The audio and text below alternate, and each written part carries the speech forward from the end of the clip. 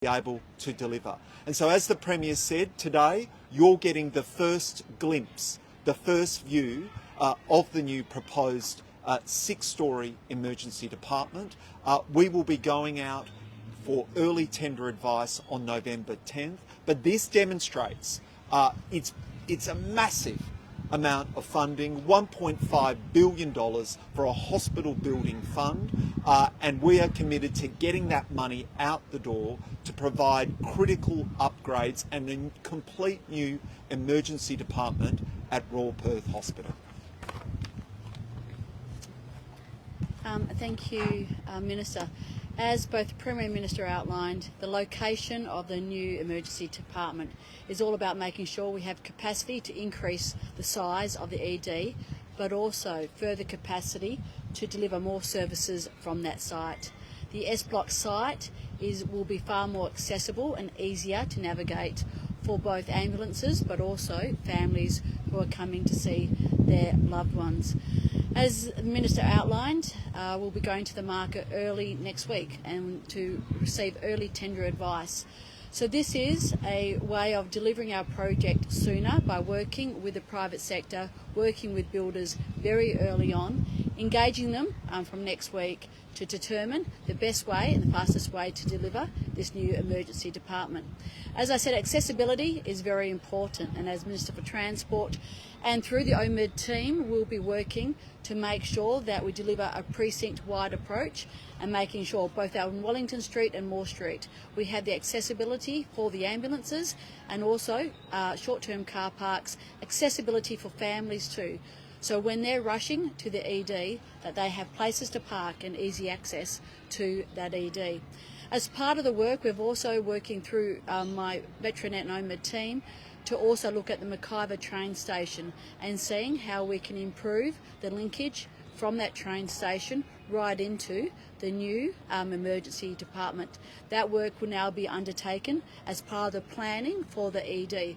So as I said, this is about a precinct-wide approach. This is making sure not only do we increase the capacity of the emergency department, not only do we have a new location, as has been described, that doesn't interrupt the existing ED and existing service delivery, but also that we plan for better access, easier access, more capacity for ambulances and also, of course, for families, and integrating it into the existing train station and seeing how we can remodel that train station to improve that connection from Mackay straight into the new emergency block.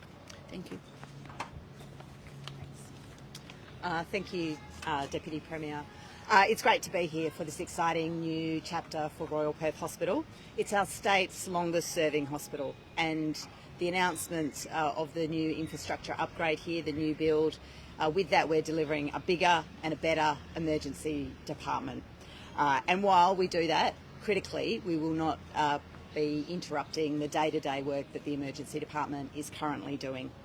By building on the S Block, we'll be able to deliver the project faster, and the expected completion date means this will be done as quickly as possible. I wanted to reflect when I was not long been Health Minister. I had the opportunity with Health Infrastructure Minister, Minister Carey, to visit the hospital here and to see firsthand the work that the Emergency Department is doing. And that really cemented our commitment to ensure that the important work to upgrade the facilities here at Royal Perth Hospital were progressed in a way that would be completed as quickly possible, and that the new emergency department would be an absolute priority. As we've heard, the new block will allow for more bays to provide treatment, and it means that we'll be able to provide more care to the community. Our government's been really clear that our priority is health and making sure that West Australians have access to the healthcare that they need when they need it. And today, looking at the renders for the new emergency department and the new build here at Royal Perth Hospital, you can see that the future is very exciting indeed. I'll now hand over to the Premier. He's going to take questions.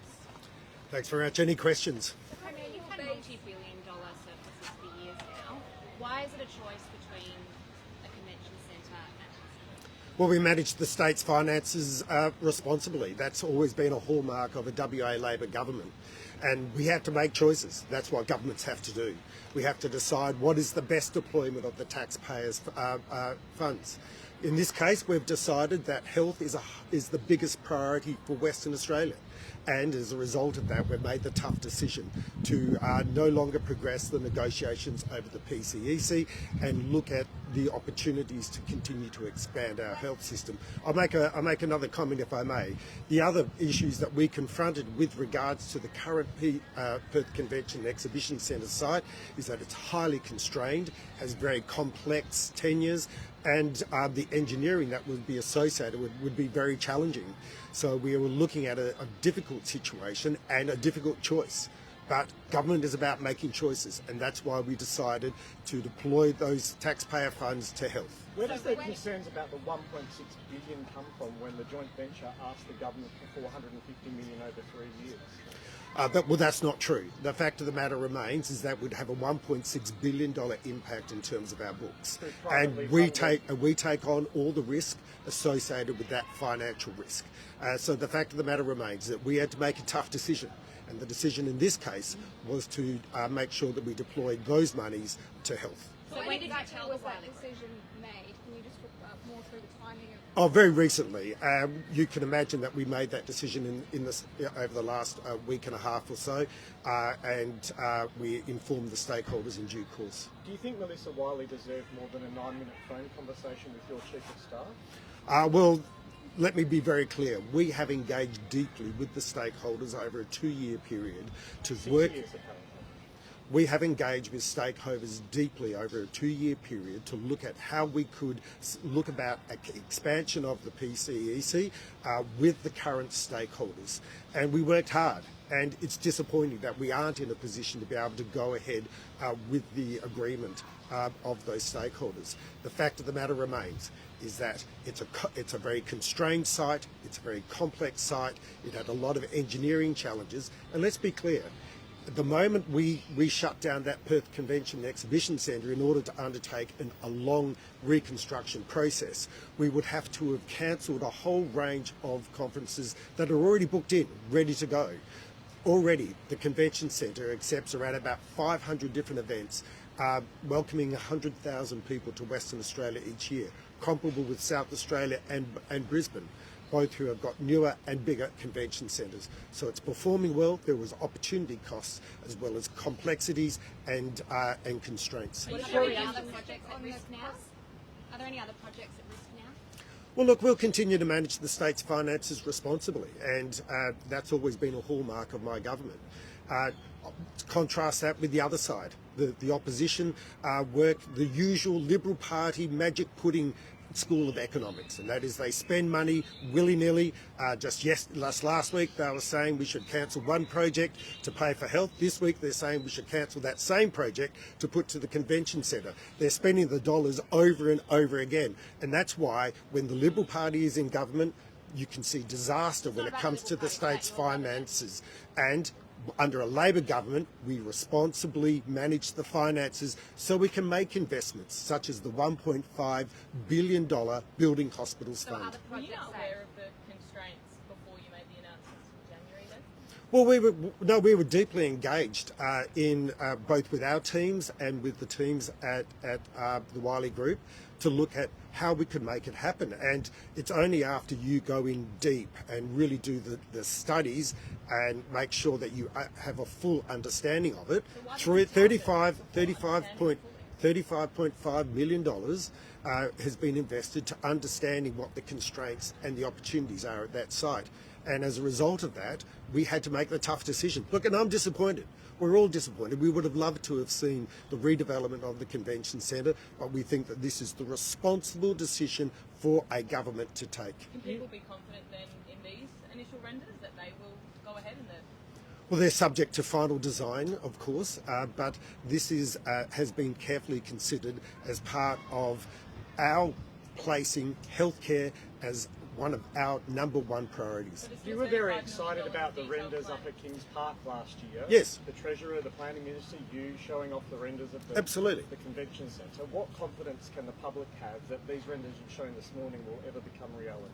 Well, we've carefully considered the issues here at Royal Perth Hospital. I stood in this very place during the election campaign saying that we would redevelop the ED at the current Q block. We've looked closely at that project. We realised there was going to be disruption to clinical services, it was going to cost more, and that there were better ways to redevelop the emergency department here at Royal Perth Hospital. As a result of that review undertaken by the Minister for Health Infrastructure, we've now settled on this new site, and I will now do the hard work to make sure that we can bring it into reality. So you can assure taxpayers that after this $35 million detailed planning goes ahead for Royal Perth, this new emergency department and the other 4 floors will go ahead? Well, we've made a commitment. We've made a commitment to redevelop the ED here at Royal Perth Hospital, and we're following through on that commitment. Just on that, can you provide more detail on the Sorry, I'll costing? come back in a second. Yes, sir. So you already committed that 104 million at the state election. Yep. Can you be more specific on how much the specific project will cost? Oh, look, I'll hand you over to either John or Rita in a moment, but can I just say, having looked at this particular site and the challenges there, under the guise of the Office of Major Infrastructure Development, we understand that it's important to go forward with a project which can get around the physical and engineering constraints and the disruption to the clinical services here and deliver it in a much speedier and more efficient timeline. And that's why we've made the decision we have to develop the new ED at S Block. Did you mislead the Wiley Group? We've worked very closely and worked in good faith with the Wiley Group and other stakeholders at the Perth Convention and Exhibition Centre to bring it to bear. And as I said, we're all disappointed that we've come to the point we have.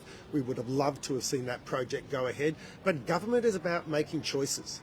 Government is about making decisions that are in the best interests of the WA taxpayer. And that's why we've come to this difficult decision in relation to the deployment of taxpayer funds to healthcare, expanding our hospitals, making sure that Western Australians can get the healthcare they need when they need it. Have you seems shown like these disrespect healthcare to announcements- Melissa Carlson? So I'll come back in a sec. Sorry, Have you Jamie? shown disrespect to Melissa Carlson, and will you pick up the phone today just to have a chat with her to let her know why all that effort and the stakeholders' effort has effectively gone to waste? I have the utmost respect for all members of the Wiley Group and the teams that were engaging with us, and we've engaged with them very deeply and respectfully, and we've communicated with them with that respect. It seems like these health announcements are kind of playing catch up, coming after record ramping, after it's already been revealed that the current infrastructure is crumbling. Can West Australians be confident that the government is on top of it? Oh, well, look, that's the narrative that people run against governments all the time when they redevelop health systems. They point to some point of pressure. We know that health systems everywhere are under pressure. They point to criticisms of that health system. The fact of the matter remains that no government, other than a WA Labor government, will make these sort of bold, ambitious investments to ensure that we can take healthcare to the people of Western Australia, providing healthcare when they need it. Now, I'll take you back to the 2008, when the Liberal opposition at the time said that they would redevelop Royal Perth Hospital. It didn't happen in 2008, it didn't happen in 2013, and we are now getting on with the program of improving Royal Perth Hospital to ensure that it can provide healthcare to Western Australians into the future. Weren't those redevelopment claims by the Liberals because Labor said they were going to close it down completely? Well, that was the view of the Labor Party at the time. They thought that we should develop Sir Charles Gardner Hospital and Fiona Stanley Hospital. That went back to the Reid Review. We were on board with that at the time. We reviewed those policies on the back of strong population growth. And in fact, I was the one that introduced the bill which protects Royal Perth Hospital into the future. You've often said that WA's health system is world class. Yesterday, the Health Template said the announcements that came yesterday are basically a concession that it's not. Do you agree, or do you think and maintain that WA's health system is still world class? That's completely nonsense. How can you say that you're making a $1.5 billion investment into the health system, continuing to make sure that it grows with the growing population, and somehow that's a critique? It's not a concession that it's failing? It's our health system is performing better than most in Australia, and of course the Australian health system performs better than just about anywhere else in the world. The fact of the matter remains is that all hospital systems in Australia today are under pressure. Record ambulance ramping right around the country. In fact, Western Australia's ambulance ramping performance is second only to New South Wales in terms of mainland states. And so there's a lot that we can look to about the strength of our health system, but that doesn't mean you don't invest. That doesn't mean you don't make bold, ambitious investments to ensure that the system can continue to grow. The commitments that we've made this week are a fundamental indication that we have health as one of our key priorities, and we are making the investments to ensure that our healthcare system can provide the healthcare to Western Australians when they need it. So you'd still call it world class as it is right now? I think it's performing very well right now, but there are challenges. We all know that. And as a result of that, we're making investments daily, ensuring that we can continue to grow the system to provide the healthcare for Western Australians when they need it. Will you come back to questions of the day? Sure, yeah, lovely, yep. Okay. Any questions? Just the costings, Treasurer, if you can. Yeah, look, our advice and our advice from Treasury and their well understood advice was that the cost of PCEC to state taxpayers was going to be at least 1.6 billion. And so we had to make a clear choice. Now, I would say we worked really hard over the past few years to minimise the cost on taxpayers.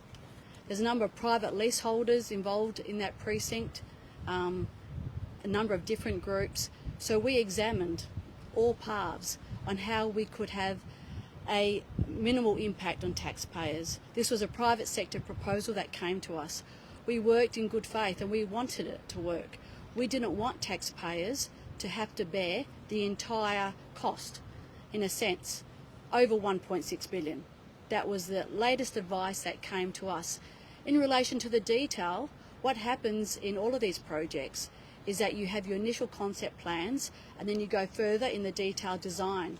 When we went into the detailed design in particular, there were some transport impacts in particular on the operation of the Mandurah rail line, which would be significant to both fund and would have a significant impact on the operation of a key rail line north-south.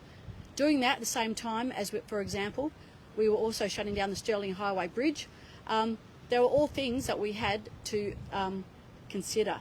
So when you look at the entire aspect, it was the right decision. And as I said, we understand that the Wiley Group's disappointed. We honestly do. And we tried really hard to make this work. We really did. But when you factored in all the components, the cost and risk to taxpayers was too much when, in particular, we had our big commitments. We gave a big commitment on Royal Perth at the time of the last election, and to deliver on our commitment to the people of Mandurah and the Peel when it came to the Peel Health Campus. We created OMID, which is basically the Office of Major Infrastructure Delivery. We asked them to go back and have a look at these projects and how we could get the best outcomes. And as I said, not just for today, it's about for future generations. And what we've established through all of our infrastructure projects is looking forward, not just to tomorrow, not to next week, but future generations. With Peel and the fact on how we'll be delivering this, and this Royal Perth project, which is a ED, which will be double the floor space, connections by transport. It is a transformation of our health infrastructure. And what about the funding for this? Do you have an estimate on how much this will cost? How much of that 1.5 billion is being put aside? As I said, we've created a $1.5 billion cost. We've allocated $33 million for the design. And as I said, we're going through an early tender process. So as of next week, we'll be talking to industry on how we can deliver this project. And as we work through that, in a sense, design with industry and also, of course, through the health system, we'll be having an ETC, an estimated total cost, next year. But currently what we're going is we've funded $1.5 billion. We've created that special account. It's very similar to what we did with the Women's and Babies Hospital, where we allocated a special purpose account. What it does, it quarantines money, and that money can only be spent on these projects. Will you add more money if needed to that fund? We've said health is our key priority. Look, I'm looking at the projects going ahead, there'll be no bigger and more important project than this Royal Perth ED. Whoever I've spoken to over the past 24 hours, it is going to be a game changer in how we deliver health services in this region. As I said, and the Mount Lawley purchase, as I said, Mount Lawley is about Royal Perth. It's about making sure we get more capacity to let Royal Perth operate as it should be, which is the tertiary emergency hospital. So it's about making sure we have more beds, appropriate care in the appropriate setting, making sure we have more beds suitable for where patients are, and also making sure they can get the right care in the right setting. So what's the long-term plan for the Perth Convention Centre site? Will it ever be developed, or is it too expensive? What we'll do, and I know there's been some discussions, and I've seen the AHA very keen to volunteer and be part of a group going forward. So we'll have a look at the existing issues. There's currently existing leases from different parties. So there's existing leases. It will continue to operate. As the Premier said, a lot of different conferences booked in for next year. And as we said yesterday, what AUKUS has done in particular is created a lot of momentum for people wanting to be in this region and wanting to have event space. So we'll continue to make sure it operates and attracts business events. So why not make the most of that then? Well, if we shut it down, we wouldn't be able to make the most of it because we would have no convention and exhibition centre. So to do what we wanted to do on that site, we would need to shut it for 2.5 years. And so that, sorry.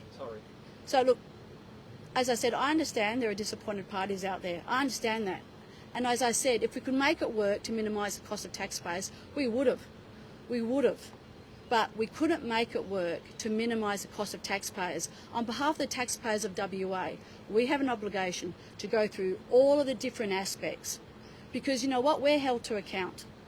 We're held to account in relation to cost, in relation to events that can't come here. We're held to account. When we shut down rail lines, we're held to account. So that's why we've got the responsibility on behalf of taxpayers and in the public interest to get the right outcome for WA. In the throes of discussing the concept plan for the revamp of the PCEC, were you pushing for a rooftop bar and a cable car to Kings Park to be part of that concept plan? And if so, why? There were I'll tell you, there was probably a dozen different visions of that site. So, as I said, I've been engaged in this. I thought it was exciting. As you know, I love new developments. And I love new developments. And if the private sector could build a hotel in that site and create some excitement, that would have been great. But that wasn't what was being put forward. That if the private sector said we want to build a brand new hotel and create activation, we were welcoming it. We were wanting it. We were wanting private sector investment. But when taxpayers had to fund the entire thing, and as I said... So just on that, is it incorrect that the proponents said to you the government will just need to pay $450 million over 3 years and then rent the fully revamped centre in 2032? Can I say about rent, and we want to talk about how these things are... So under the proposal, the state would be the purchaser of all the services. So under the accounting standards that were brought in about 15 years ago, when the state underwrites a private sector investment over a period of time, and that's what we were asked to do, that we would underwrite a revenue going to a third party for a period of time. We would need to acknowledge and capitalise that in our budget. So when I say that our advice in relation to the cost of this project is through enormous analysis. We had private sector accounting firms that we brought in just to make sure we explored all different alternatives, how we could take the risk of the taxpayers. If this project was being funded to the degree that being said, then it would go ahead from the private sector. But we weren't getting that. And so in relation to accounting standards, as I said, if a government underwrites a building for a period of time and guarantees a rate of return to a third party, we would acknowledge that would impact net debt. So when credit ratings look at your debt, they look at the volume of debt. And if they see over 1.6 billion on that, they make decisions about that. So as I said, we loved the proposals. We loved working with them. And we're as disappointed as everyone in relation to the project going ahead. But hand on heart, on behalf of taxpayers, it didn't work for the state. If they were to come back to you and say, look, we'll put in a lot more and it's not as much as, is it? With all due respect, we tried this for a period of time. I mean, with all due respect, I asked a lot of times, how can we not impact taxpayers? How can taxpayers not take the full risk? I said it time and time again. How can we, and we asked our Treasury, we asked the private sector consortiums to come in, how can we not make taxpayers bear the whole cost? Now, of course, there's transport infrastructure costs, and we minimise those. Originally, there was a plan to rebuild the busport, for example. We eliminated that. We eliminated all the unnecessary, but as I said, practically, it would involve a lot of work on both William Street and the Riverside Drive area, or the roads. Did you envisage when you stood up there and said it was a good idea? Well, as I said, you go through concept design to detail design, in particular the impact on the operating rail line. But we knew that was there, and we know it's replaced. No, but can I say, we're trying to make the model work to create 3 commercial blocks. That impacted, in particular, the rail line. So, as I said, you get a concept and then you go through detailed design. As I said, we worked hard, we tried to make it work.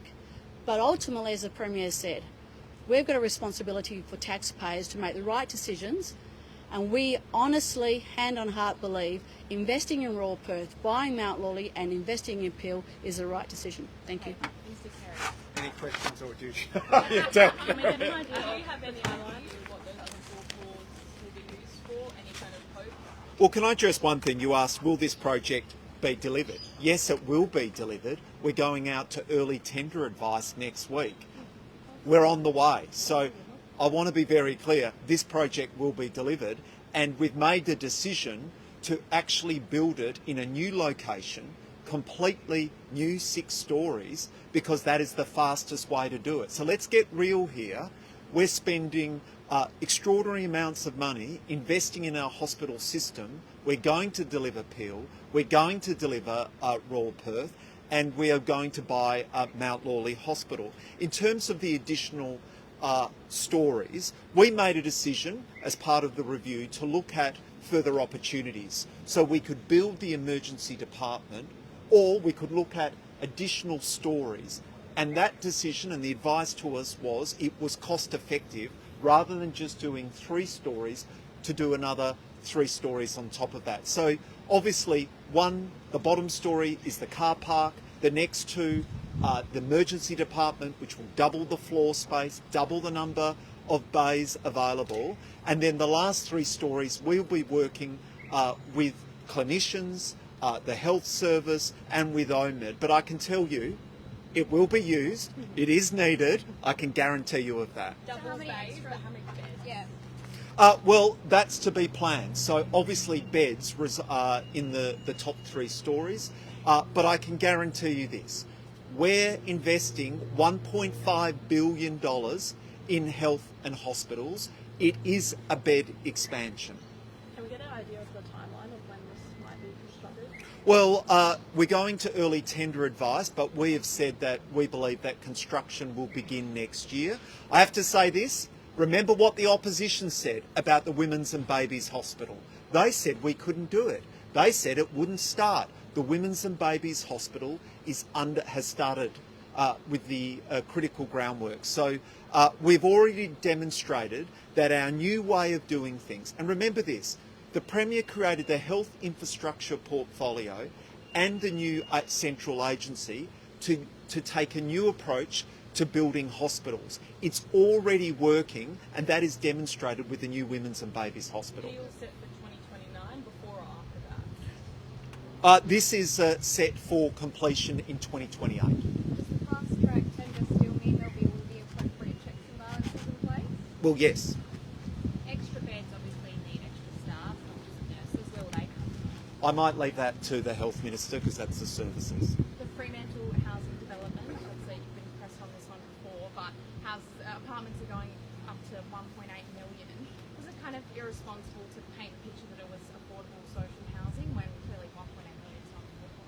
So can I be really clear on this? Something happened in between the time of that announcement. We had COVID. Now, anyone in the construction sector will tell you that we have seen massive cost escalations. And so at that time, it was in effect a different development. And we've seen this across the board. A number of projects have had to be reshaped and reframed because of the massive cost escalations. We are still taking 23 social homes, so 15% of the development is social homes. But I also make this point. We only saw recently data that came out that we're doing exceptionally well as a state in relation to detached homes. We have had extraordinary growth in completed homes by 25%. But our state, for a very long time, has had a weakness in delivering medium to high density projects. We need every and any type of medium and high density projects to meet housing demand. Once complete, what kind of dent will Burswood Point make in that area? 4,500 residential dwellings under construction? Well, clearly, in terms of the Burswood housing, we're already blown away that they're making progress, and obviously they've started construction on one tower.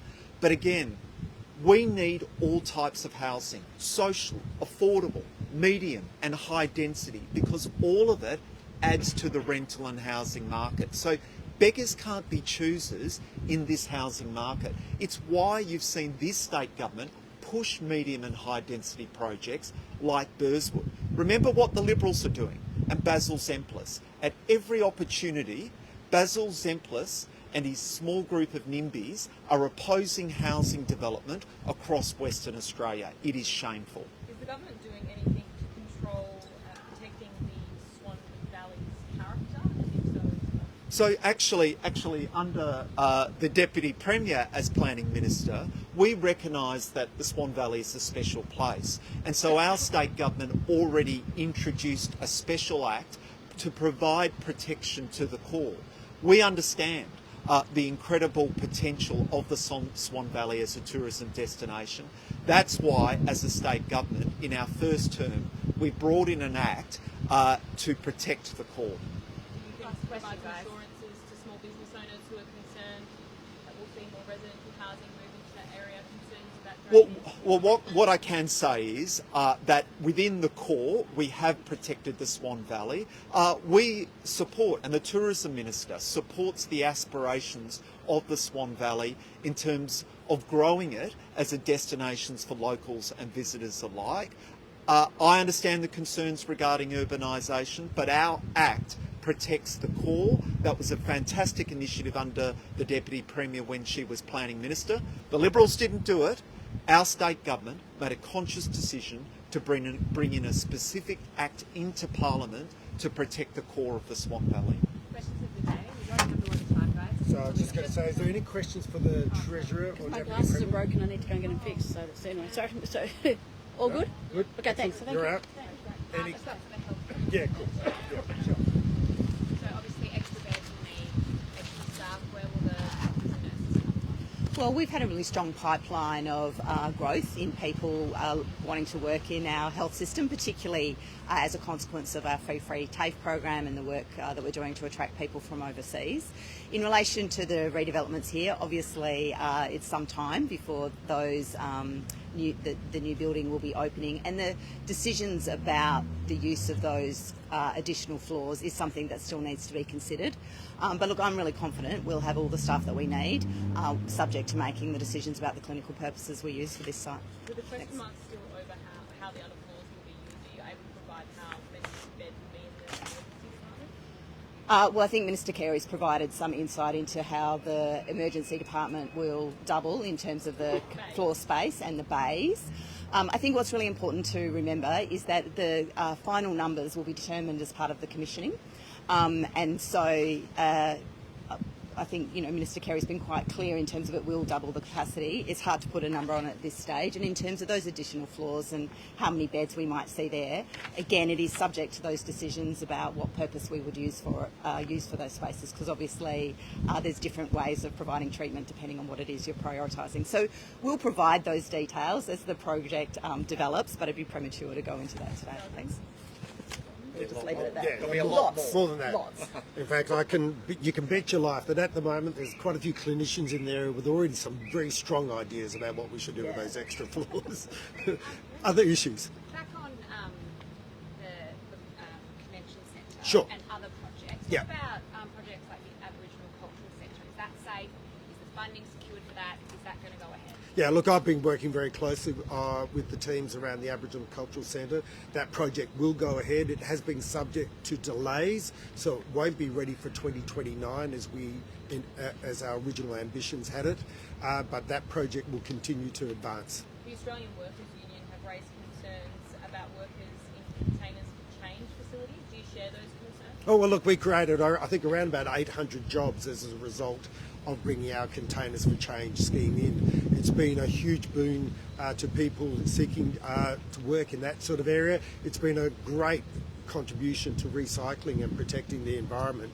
And, you know, ahead of the state conference on the weekend, we'll obviously have an opportunity to engage deeply and respectfully with the unions about any issues they have. Are you frustrated that they brought it up publicly ahead of that conference? Oh, no, I grew up in the Labor Party. I'm used to this. The Fremantle housing development, do you think it's fair that the apartment being listed for above 1.5 million when it was brought as affordable housing? Yeah, well, let me just echo the sentiments from Minister Carey. This is a partnership proposal with a private developer, which will see around 15%, I think around about 23 apartments made available for social and affordable housing. Other units will be sold on the open market, so they will attract the sort of real estate values that you see prevalent in Fremantle today.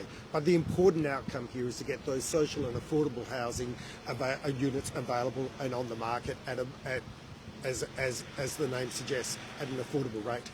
Just quickly, do you share the concerns though about worker safety, or do you need more information? About what, sorry? With the Containers for Change, so it created 800 jobs, but they've raised concerns about worker safety. Yeah, well, it's a new scheme. It's a new scheme, and we're continuing to learn how it will be deployed across Western Australia. Remember, when it first started, you had to take your containers in for collecting to be processed. Nowadays, they've got collection services, vending machines, other aspects of this, and it's a fairly new scheme. We'll continue to refine and learn as we go along.